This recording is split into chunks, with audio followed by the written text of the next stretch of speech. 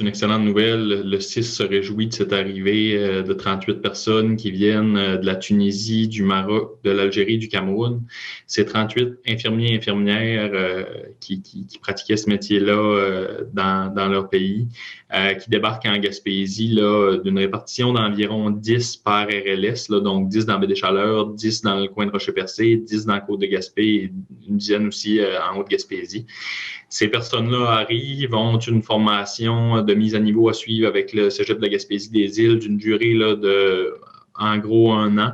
Donc, et puis suite à ça, à partir de l'automne 2023, ces personnes-là vont pouvoir intégrer les rangs du CIS de la Gaspésie comme infirmiers ou infirmières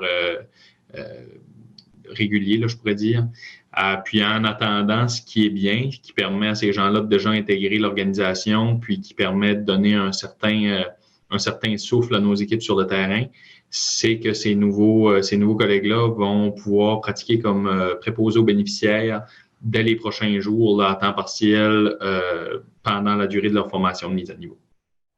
D'accord. Là, il y a une partie formation à l'école, puis ils vont avoir des stages aussi en milieu de travail?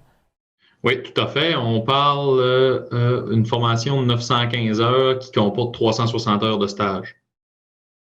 D'accord. Comment ont été trouvées ces personnes, ces 38 personnes-là?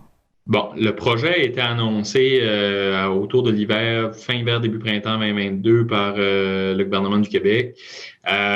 Ces gens-là de leur pays ont fait une demande dans ce programme-là.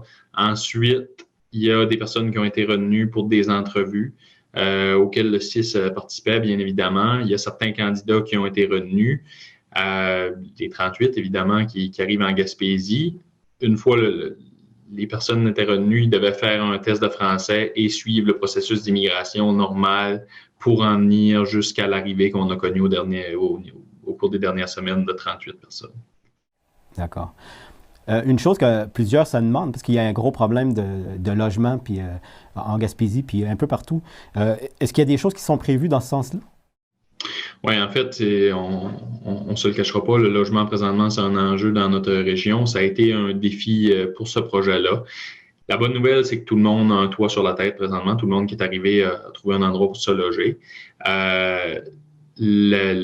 L'élément plus difficile, peut-être, c'est que certains d'entre eux auront à rebouger au cours des prochains mois pour se trouver quelque chose de permanent. Il y en a qui ont déjà trouvé quelque chose de permanent.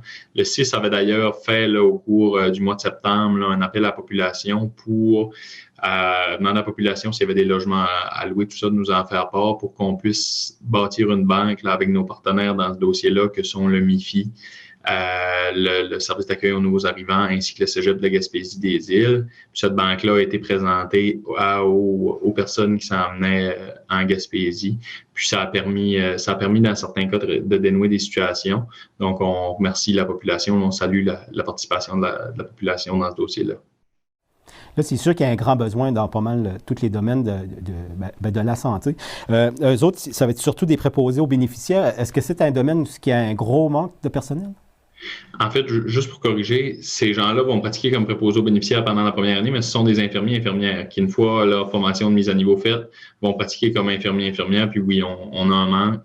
Je vous dirais, souvent, on qualifie, là où on quantifie, je devrais dire, notre manque d'infirmiers et infirmières. Avant cette arrivée de 38-là, on le quantifiait à un manque d'environ 120 personnes. Okay. Donc, on peut juger qu'il nous manquerait encore un 80-100 personnes là, pour arriver là, à respirer un peu mieux, je dirais. Sûrement que c'est les 38 premiers, mais il va sûrement en avoir d'autres après si ça fonctionne tout selon vos attentes. Il y a une deuxième phase à ce projet-ci qui est prévue déjà, avec une deuxième vague de nouveaux arrivants. Cependant, ce qu'il faut dire, la question qui demeure, c'est le quand. En fait, on va se concentrer à accueillir et à intégrer convenablement ces nouveaux collègues-là au cours des prochains mois. Suite à ça, il y aura des discussions avec nos partenaires dans le dossier pour cibler quelle est la période la plus optimale pour accueillir le deuxième contingent de personnes qui débarquera chez nous. D'accord. Y a-t-il autre chose qui s'en vient? Au niveau du recrutement, vous voulez dire? Oui, au niveau du recrutement. Ben, en fait, notre recrutement régulier continue. Puis je vous dirais qu'avec les mesures sanitaires qui ont lentement mais sûrement diminué, ça nous a permis au niveau de notre équipe de ressources humaines de se relancer dans les divers salons de l'emploi. pour aller là, à la rencontre, que ce soit à Québec, à Montréal, dans certaines universités. Ça nous a permis aussi de faire une tournée pour du plus long terme, mais quand même avec des écoles secondaires, avec la stratégie Vive en Gaspésie, puis divers partenaires dans le cadre de la tournée Perspective. Donc, présentement, on est très, très actif au niveau du recrutement. On continue aussi tout ce qui est de publiciser des offres d'emploi, notamment sur les réseaux sociaux. Ouais, c'est assez actif, je vous dirais, côté recrutement pour des temps qui courent.